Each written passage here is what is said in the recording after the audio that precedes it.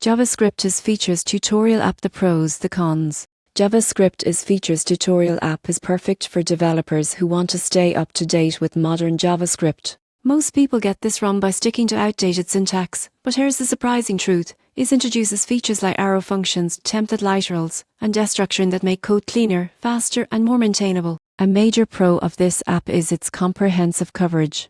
You'll learn key concepts such as let and const classes, modules, promises, and async await. For example, using promises instead of callbacks simplifies asynchronous code, making your apps more efficient.